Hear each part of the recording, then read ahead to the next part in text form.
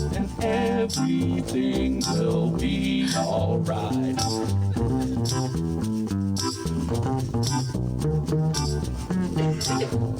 Ready for your intro? We good? Is it? Have we got one?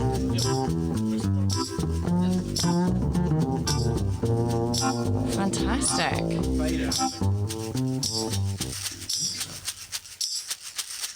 Megan's had a hell of a time sourcing Megacans east of the river. Restaurateur Basti Knight has been indisposed by a chicken incident, but it'll all be worth it, because Conrad has failed Nazi terrorists to talk about, special guest Veronica Nad has a German museum to rant about, and we have live music all the way from New Zealand with Eden Ottingen.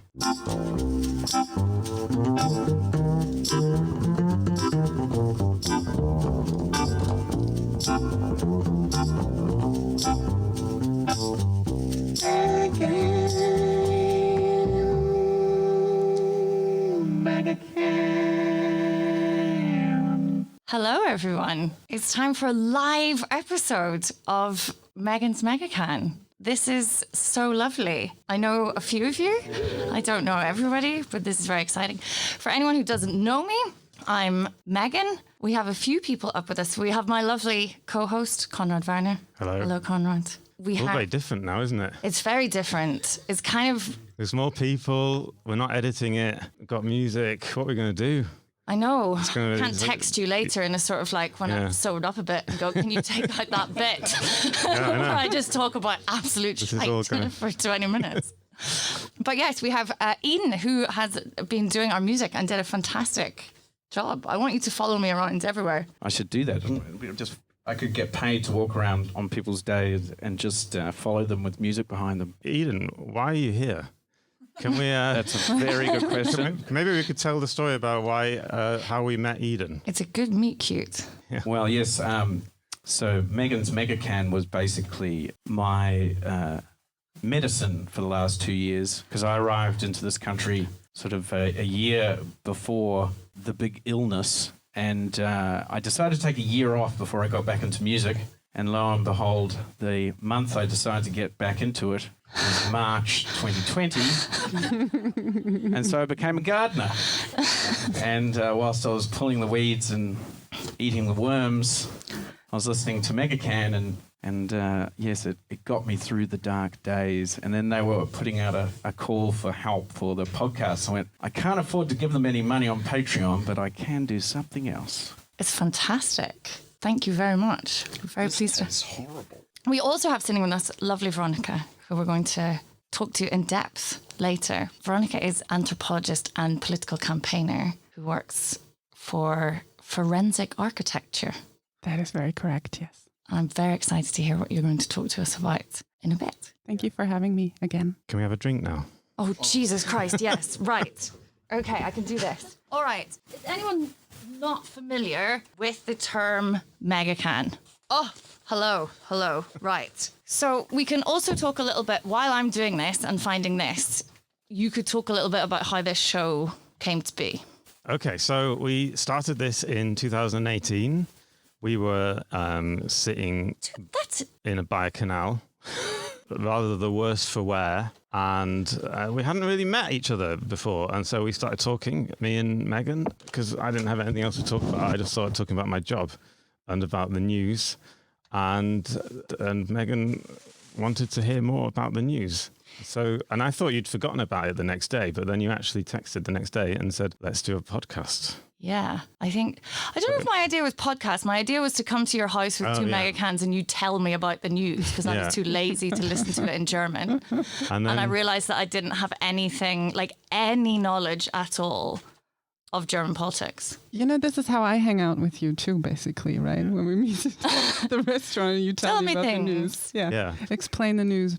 So at some point we decided to record this, and now we've been doing it for 4 years, nearly exactly now, 4 years. Yeah. Can you imagine? Yeah, And we started on Hannah's birthday. That was the party we were at. Hello, Hannah. So these are Megacans. Chilled. Yeah, they are chilled with cold compresses I bought for my wisdom teeth. Does this need backing music? Yeah, probably. definitely. Right, do you want to choose your one? Oh, that's a classic, right? That is the classic, Jack the OG. Cola. Yeah. Yeah. Do we have to open it together? I suppose that would be Yeah, you have standard. to. Oh no. I'll have this one. It's not ginger. I don't know what's happening. I've got a Jim Beam and cola. We don't have a sound, do we? You want to- Clutch it. Okay. Oh, great. Thank you so much. Oh. I'm ready. And yeah, so I think the reason why we keep doing it is because the alcohol really helps with the sort of cushioning the news, the way that like there are a lot of Laugh, news but- podcasts out there, but they seem to sort of get through it sober and just talk, and I don't know how anyone really enjoys that. I don't think enjoys just talking about the news. So we do it with the can, and it really helps. We It found. really does. I find getting my news delivered to you in the like warm glow Yeah. of a Megacan and with your like sort of calm delivery, it's really the only way I can do it. Okay. Would anyone like one? We have a few Yeah. more.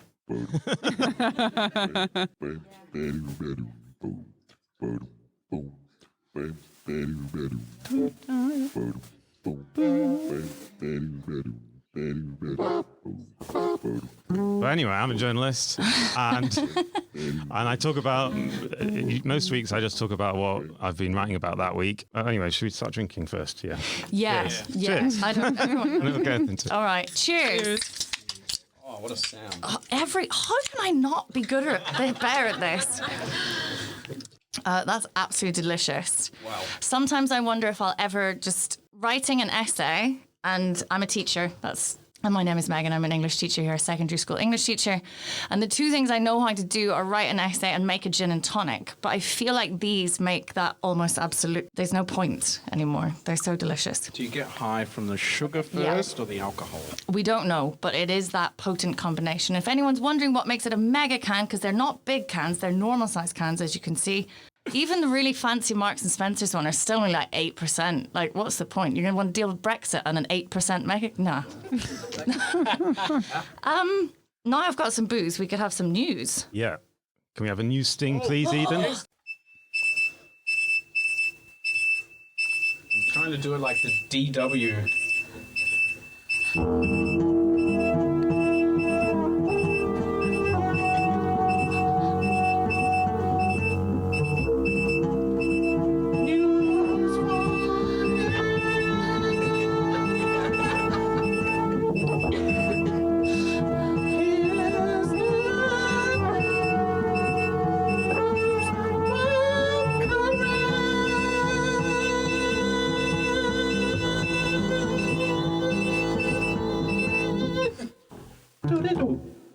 Brilliant. That was fantastic. It was a bit of a rush last night, sorry. No, it was marvellous. I feel like I'm on a real news show. Yeah, so. I mean, in a way, we are. In a way, we are. I'm not just dreaming. Yeah, so one of the things I've kind of started specialising in, I don't know why, but is going to Frankfurt and reporting on Nazi trials, because there are always Nazi trials in Germany, and they're always in Frankfurt for some reason, or quite a lot of them in Frankfurt. And there was one finished yesterday, which was the trial of Franco R. Do you remember Franco R? There's a constant thing of me remembering some like white boy name followed by an initial and what awful stuff he's done. Yes, was this the one that there's another really good podcast about by the New York Times called Day X? Yeah. So he impersonated a sort of Syrian refugee. Am I Yeah. correct? And they think he was planning to do stuff. Yeah. Originally, they thought that he was planning to carry out a terrorist attack while posing as a refugee, and so therefore doing it as like a false flag type thing. And he was he's really Nazi and anti-Semitic and all the rest of it, globalist, everything you can imagine. What you would expect from a far right terrorist. He sort of is. But now the prosecution yesterday they didn't really try and prove the false flag part of it. So that was what they originally suspected.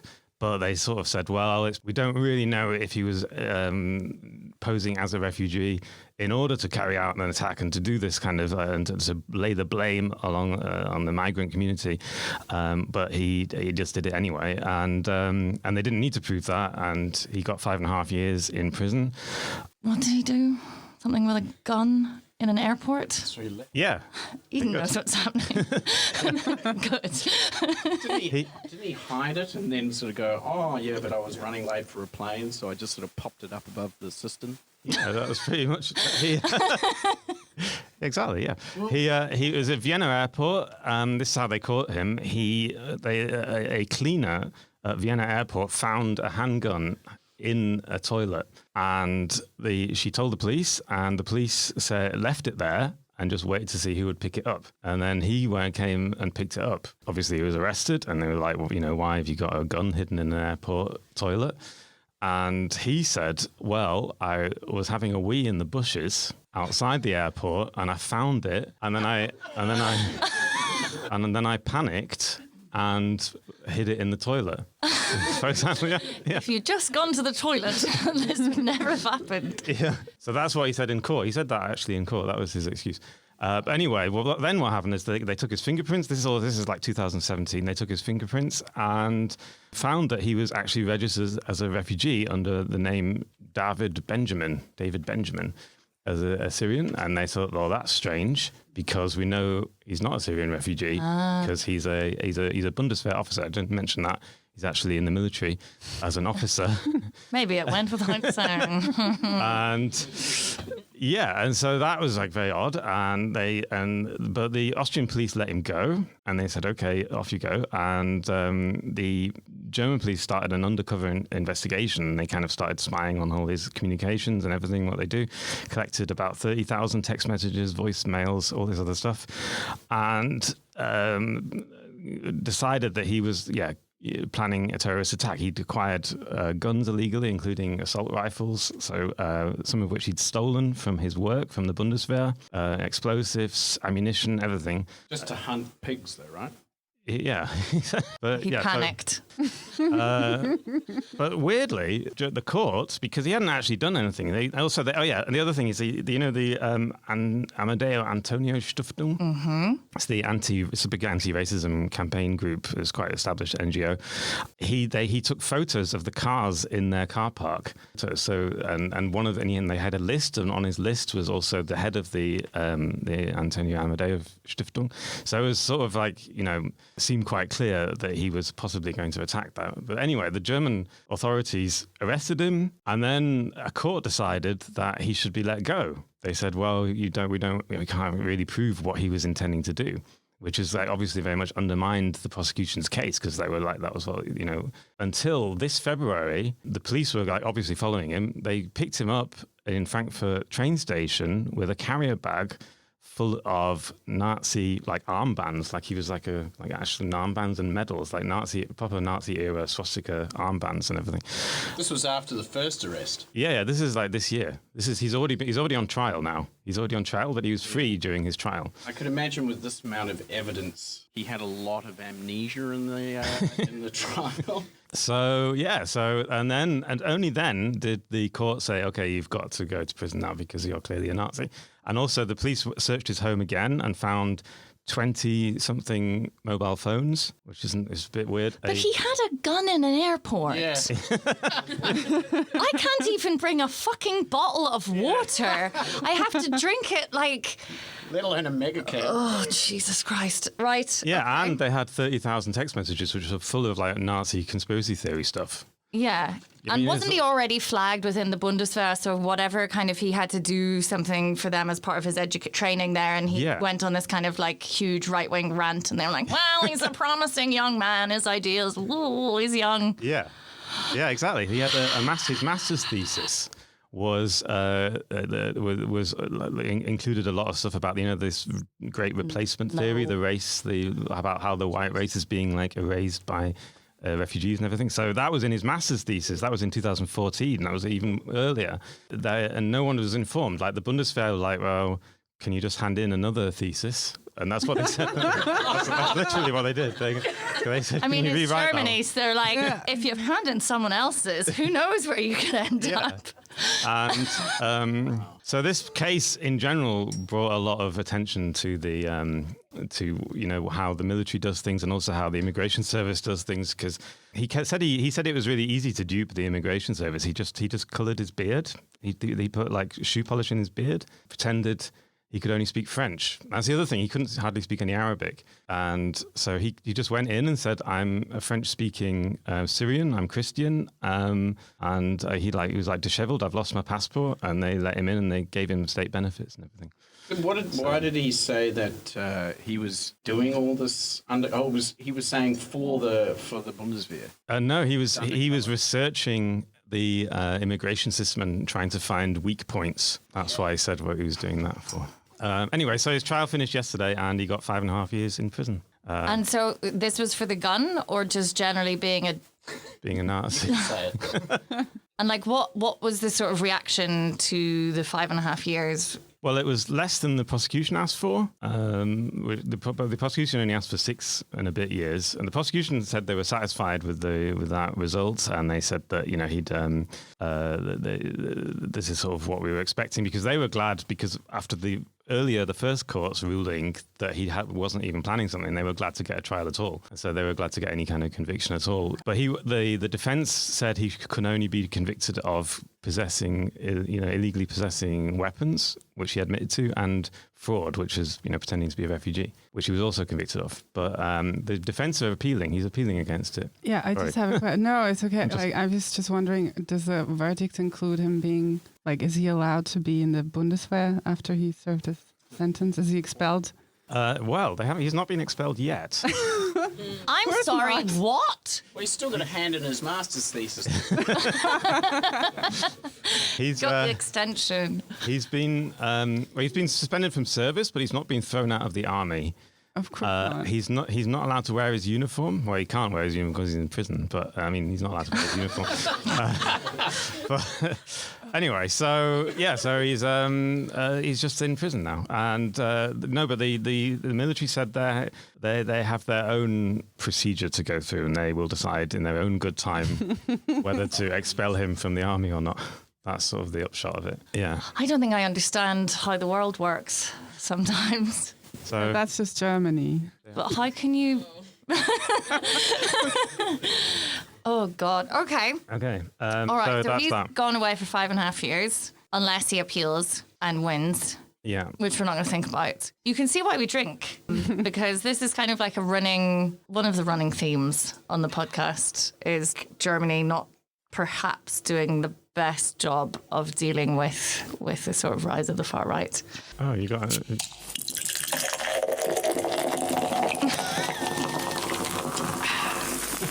That's great. Supposed to be at the end of the news flash. Oh, okay. Well, it was worth it now. I mean, it really added something then. Yeah. It was like really Raise the filled in. mood. Did anything else happen while I was on holiday?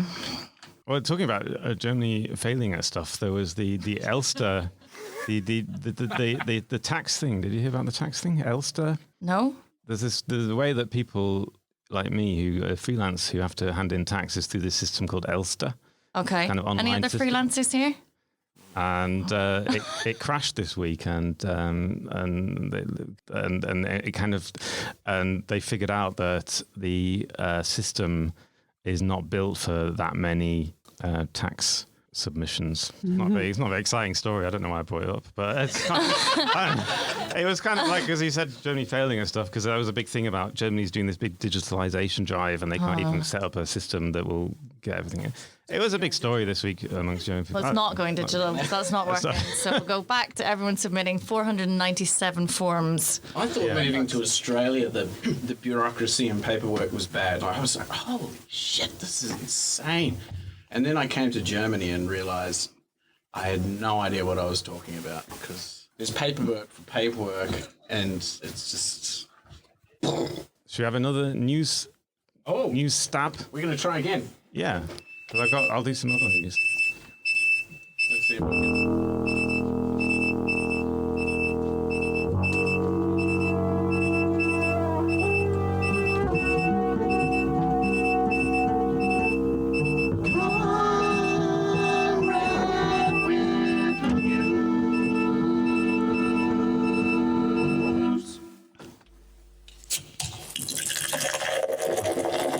this time. That is great. So another bit of news is that Germany has returned over 1,000 bronze and brass objects to Nigeria called the the Benin bronzes. Okay. And this was a big thing a couple of weeks ago. This is also the reason why we have Veronica here, who is going to talk about German colonialism. Right. But so we kind of started about, because the reason why we had Veronica on before, and we kind of we went to the Humboldt Forum together, which is a very controversial building, and we had a whole podcast about the Humboldt Forum. Yes. Have you been there yet? No. I was really hoping no one was going to ask me that. This is about the third time I've talked about this without actually having been there. I walked past it. So everyone, who else has been to the Humboldt Forum since it reopened? Do you know what we're talking about?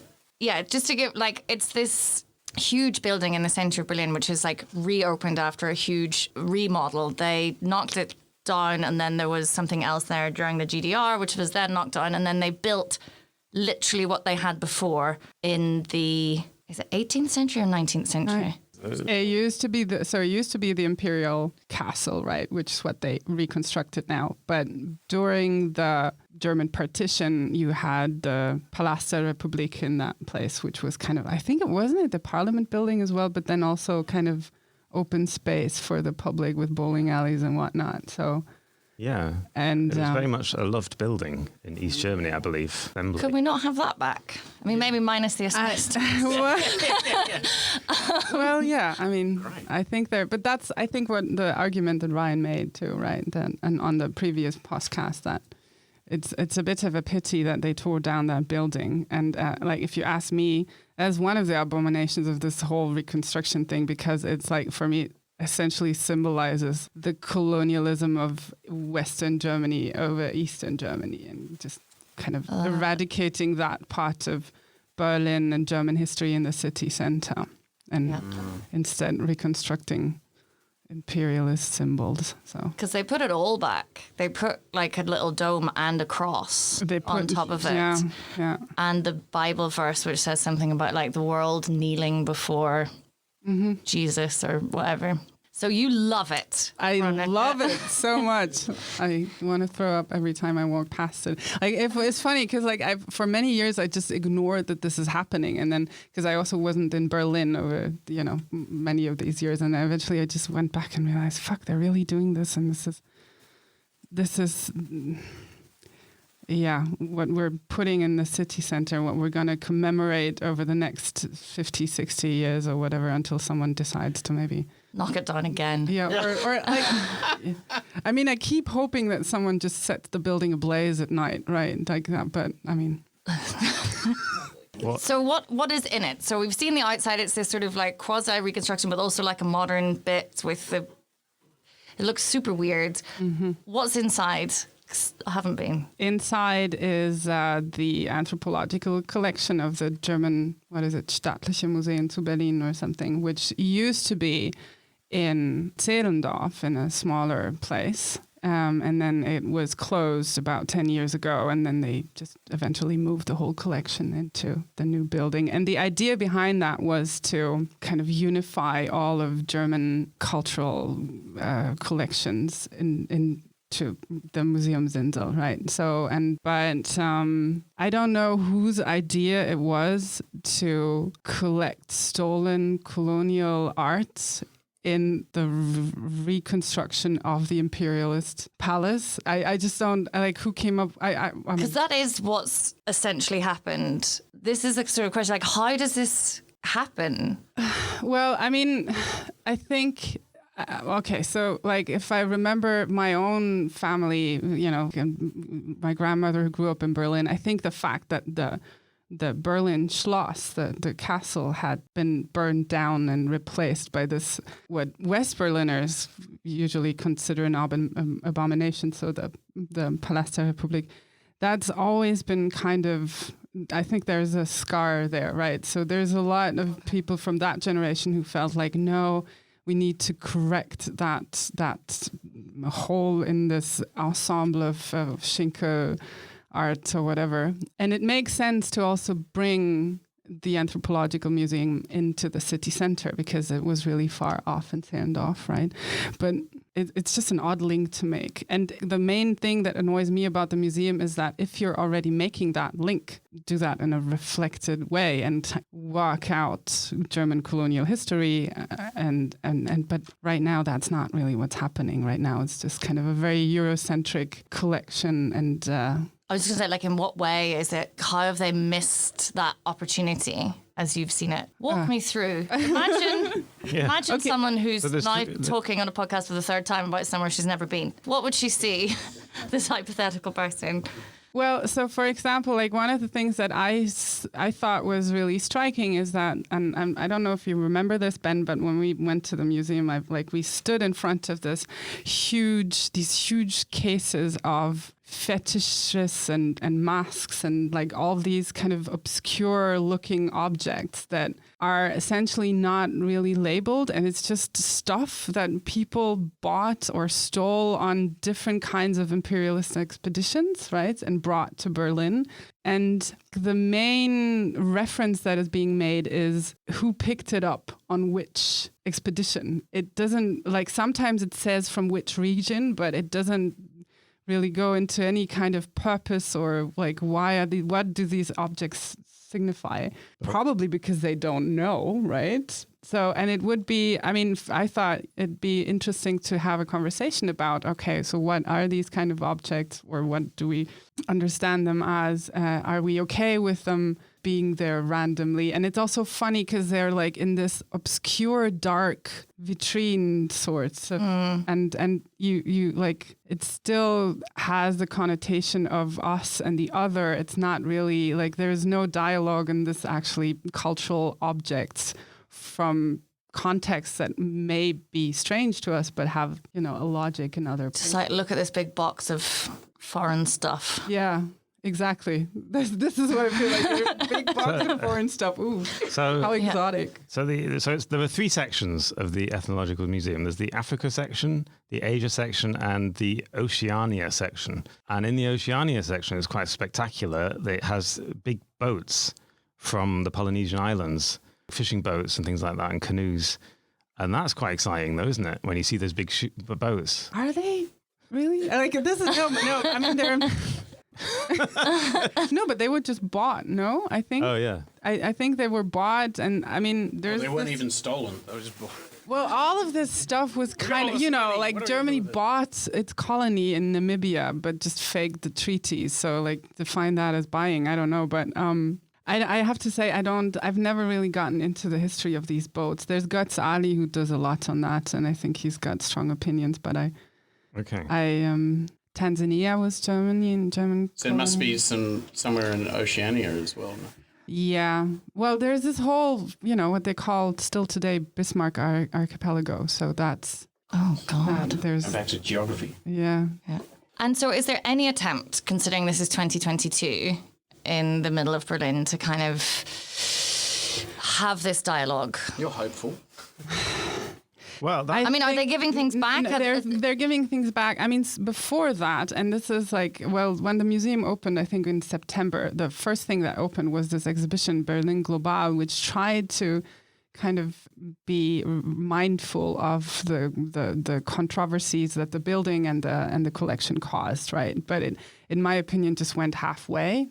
Or like it couldn't, like it was kind of caught in the middle, and it just I didn't find it very. What happens believable. in the Berlin Global exhibition? It's a very interactive thing. I mean, you essentially are being invited to reflect on certain aspects of what it means to live in a globalized city such as Berlin. And then in the end, I mean, it walks you through different aspects of Berlin history, of course, or different episodes. And then in the end, you're being put into one of four categories according to the choices you made while you walked your way through the exhibition. And then you're being invited to have a conversation with other people. When I did it, there were like two other people, so there wasn't really a conversation happening, but...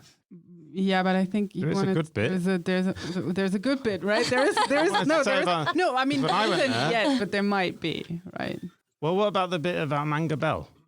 That is interesting. Oh, yeah. So that when I went in there, I thought there's like you go in there and there's the whole bit about part of Cameroon where the grandson, there's a video and the grandson of a sort of an African leader tells the story of his grandfather, Manga Bell, who was executed by the German Empire. But he had a very interesting story. I think he was called Rudolf because he traveled back to, so he was born in Cameroon and then he traveled to Germany and he was educated in Germany, which didn't happen at that time, but he was like a prince, so he was allowed, so he came and he was educated. And then he went back to Cameroon and kind of became like a people's leader, a leader for his people. And then the German Empire was like, oh, well, don't know about this. And they killed him in 1905, I believe. And this whole story is kind of told as part of the exhibition. And I thought, and I hadn't really heard that story because there's kind of part of the movement to rename the some of the streets in the part of Berlin called the African Quarter, where all the streets are named after colonial people. There was like one of them. African. But is there a street named after him? No. Well, they want to name a street. They want to name a street after him. I didn't know that. I mean, yeah, but this part, like, it was funny because when I walked through the exhibition, I mean, it's okay, I think, to talk about this. What I found interesting about this is that they're very much more critical of what happened to Manga Bell in the kids section than in the grown-up section. In the grown-up section is like, well, like he was tried as a revoltier. No, someone who revolutionary, whatever. But there's not really a debate on the fact that he wasn't really tried. He was just killed, and like they also. German authorities claimed that he was conspiring with the British and the French, and I don't think that this ever happened. He just mainly had an issue with traditional housing being torn down, right? And the children's section talking about this case is much more critical of what happened and actually explicitly denounces the unjust behavior and the unjust treatment of this person, which I thought was, I didn't know why, whether it's like it's maybe they just let someone write this and they didn't look at it. I was gonna say there's gonna be like, we have those young people who write the stuff for the kids, they'll be fine, and you've got some like really radical people in there like, we can do this. Like, this is what it felt to me like. That's kind of a cool idea. I don't know, but I mean, for example, I'm just gonna do a little bit of advertisement now because I've went to this other exhibition. I think I invited you to come to, and in the Museum Treptow, which is called Zurückgeschaut, looking back on a sort of human exhibition that took place in Treptower Park in 1896, and which is curated by Berlin Postkolonial and a couple of other groups. And it's just 3 rooms on the second floor of a townhouse, which is also, the Treptow Bürger, or like... I don't know how you call it, Bürgeramt, whatever. And I thought the exhibition that they showed there, this is what I would like to see in Humboldt Forum on a larger scale, because this, for one, it's accurate in terms of or it's very reflective of the role of colonialism, and it treats the people that were being displayed on these human exhibitions as actual people and not just victimized subjects of a colonial empire, and talks about all this. It's funny because they came here, some of them actually spoke really good German and read in the newspapers that there was stuff happening in their colony that they wanted to object to, so they just asked for an audience with the German emperor, and none of this is, being talked about in the main anthropological museum. And that's really interesting. So there's a good example of how this could be done in Treptow in 3 rooms, and it's like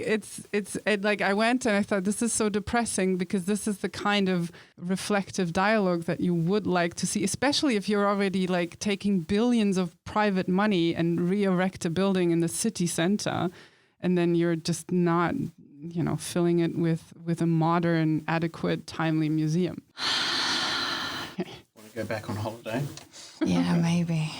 Oh, Germany. How's your mega? It's delicious. Thank you. Do you like yours, Eden? You've never had one before. You've never had one? No, I've had it. No, actually, I had my first one because of you guys. I think I was coming back from gardening and popped into the local Spätkauf, although actually I think it was a Getränke Hoffmann, and I had this big glowing fridge. They've got a good selection in there. Yeah, yeah.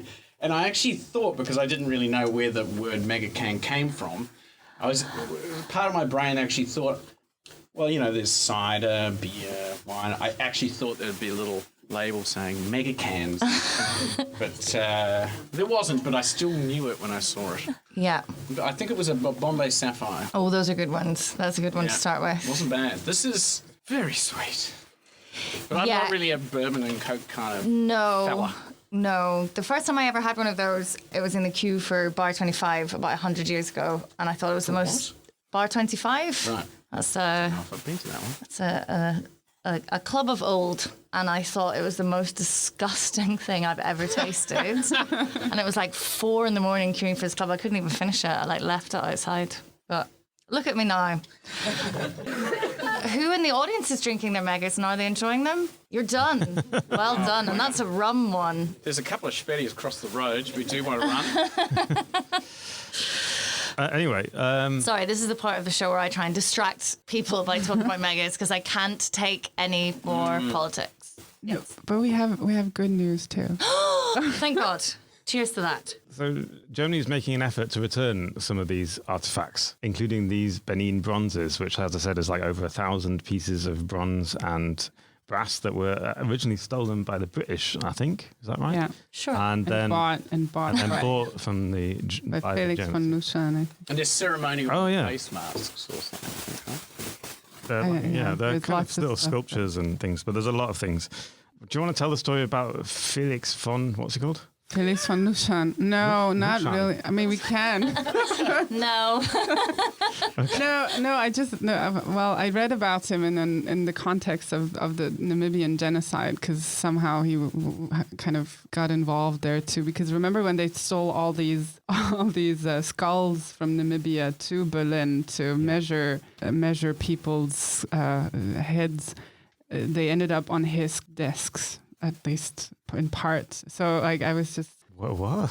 Who's this guy? Because you have like all these... He collected heads. He collected everything. He went about... Who is this man? Felix? Felix von Nuschan, yes. And when is he not now? No. Like, he died in 1925, I think. This was the beginning of when they were sort of measuring heads, because they did the same in New Zealand and Australia. And they were trying to find a way to prove that the whites were far more evolved or something, because they were trying to work out the skull height. It was so stupid. Well, I think in his case, it wasn't even about that. It was just trying to understand, like I think there's a lot of legitimate scientific interest, not to even prove a point. And like, it's funny because Felix von Nuschan, I don't think he was like of the part, who'd advocate for a difference in races, really. But like most of the collections he did were based on the assumption that many of these people that he looked at, including, and this is why, for example, he bought these Benin bronzes, would just disappear as a part of colonialism and European expansionism, right? So and for me, that's just, I mean, you might also just advocate for stopping that, and then you don't need to frenetically pick up everything in order to look at it later. So he was like, these people are going to be historically wiped out. Rather than stopping the historical eradication, what I will do is take all the stuff. Yeah. Wasn't it supposed to be the good news bit? Yeah, please give me some good news. Good Lord. Right. Where's the good news The bit? good news bit, I think, is that because Germany is giving back these bronzes now, or at least parts of them, so the deal is they're not giving back all of them, right? So they're keeping, the Nigerian government is now allowed to decide which objects are staying in museums here in Germany as sort of residencies, right? And I think that's actually kind of a cool thing because it means that they're going to be working closer together with Nigerian authorities on what the history of these objects is and what kind of exhibitions you curate around those. And considering that the West has all this stolen art, right? I think that's a good step in a direction where you start to maybe even come to cultural item exchanges where you can acknowledge that, okay, this is to some extent just, global human heritage and should all work together, give things back, share revenue. That's the other thing, right? Because all of this, in essence, it's often about collective identity, but let's face it, like in many cases, when you look at the stuff that's, for example, in London in the British Museum, it just generates millions and millions amount of revenue that's not going to the countries where the stuff's actually being taken from. So I think finding ways to collaborate around these objects that creates advantages for everybody would be a more sensitive thing to do. And they need to give back all the stuff that's in their basements. I know in London, England, the amount of, you were talking about cut off heads, like petrified heads in the basements of all these museums. A lot of them are like tribal leaders from Australia and New Zealand. And because, of course, once the men in red overcome the indigenous people, they would kill the leader and then chop off the head to take it home to show everybody. And then it'd just end up in the basement. And apparently a couple of them have started returning back to their home now, but there's a lot of shit swept under the rug or into the basement, so to speak. Well, yeah, also in Germany, the big case was the Dessau Karl May Museum case, which is the closest I've ever come to having a scoop. I nearly had a scoop. Hang on. What? Oh, God. It was my Watergate moment. So, a friend of mine, his in-laws lived in Dessau, and he was visiting them, and they mentioned, do you know who Karl May is? This German author who was really into this Western. is the Native American. Yeah, he wrote a lot of Western, and he never went there. But he never went Like there. me in the Humboldt Forum. I can start. We were talking about last week or something. Well, no. Anyway, so there's a museum for him, and in this museum there was a collection of Native American artifacts in Dessau, which a fan of his. So he had this crazy fan who was a circus performer who traveled around America in the 19th century and collected stuff. He collected things, and he was a big Karl May fan. And he sold it. He gave it all to Karl May, and it was eventually ended up in this museum. And then my friend's in-laws mentioned in passing, and this guy's American, and he mentioned in passing that, oh yeah, they've got scalps in this museum. They've got actual scalps. And my friend said, but he's as an American, he was like more sensitive to this issue, and he was like, "That is totally wrong. This would never happen in America. In America, like you can't just display scalps. You have to find which tribe they belong to. You give them back. There's like they're sacred objects. And they're human remains more than anything. Yeah. And he caused a big thing, and because he was my friend, I wrote about it, and then that was the closest thing that I've ever had to a scoop. But it was a scoop. But it was a bit of a scoop because the Bild Zeitung picked it up, and the Bild Zeitung, because Karl May has this big German following, especially, older Germans are really into Karl May, the old movies, the Winnetou movies, and so they got one of the actors from the old 60s, 70s Karl May movies to say Dessau should give these scalps back and all this other stuff. Well, not only that, they had a proper reunion, no? They invited some of the chiefs, and they had this massive... Yeah. Also, it's not Dessau, it's Radebeul. Close to Dresden. I'm sorry. Oh, no. No, but it's okay. I thought it was Dessau. No, it's Radebeul. Okay. Near Dresden. But it's in the east. But it's It's a small town in the east. It's got a D in it. Yes. Anyway. Have you been to the museum, though? No. It's really weird. Yeah. I went as a child because my mom's obviously, she's into Karl May stuff, right? Yeah. It's such an odd thing. Well, anyway. Yeah. There's a great Tatort on it too. So what they ended up happening is the museum had to like re-examine what it had in their collection, and they invited Native American people to come and they did like a prayer. They did sort of I don't know prayers around these things. And I just remember this huge circle of people discussing and and I think they gave back some of them, but not all of them, because that's always the argument of German museums or like any museum. Like as long as we can't determine where we actually stole it from, we can't return it to their rightful owners. So they couldn't establish which tribe these scalps belong to, so they said we can't give it back because we don't know who to give it back to. It's the kind of argument. Thanks for all that good news, guys. Yeah. Loved it. Is that all the news? Have you finished? I hope so. Yeah. Have you got any news, Megan? Terrible news aside, this has been really fun. Yeah. I mean, what time is it? Yeah, we were. Basti's had a chicken incident. Yeah, you couldn't come. Sorry about that.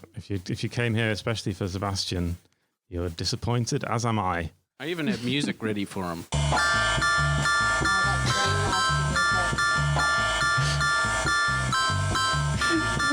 Basti,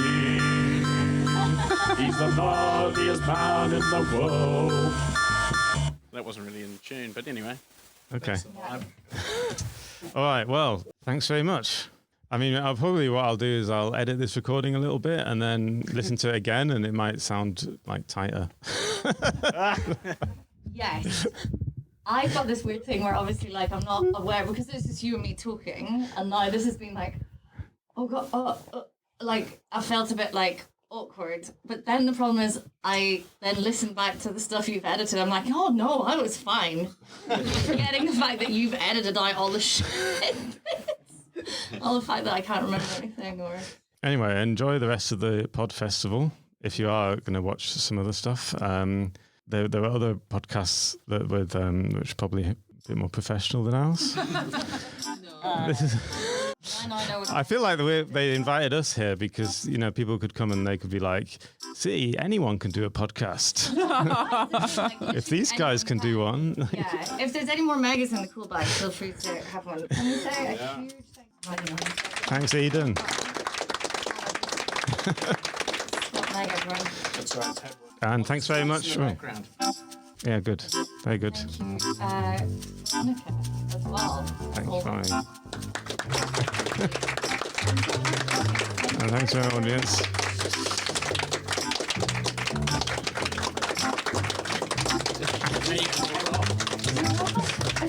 Does anyone know how to turn all this off?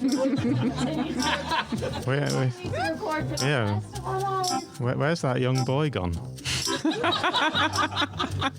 He really knew what he was doing. We had a boy. He was helping us. He was. We had two of them. We did, and now they've gone. Young man. Oh God. Well, now I'm drunk again. Oh, okay. All right. Well, good to leave. Thank you very much, guys. Thank you.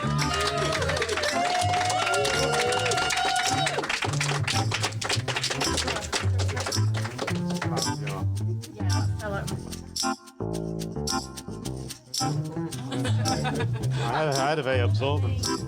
Pretty mega.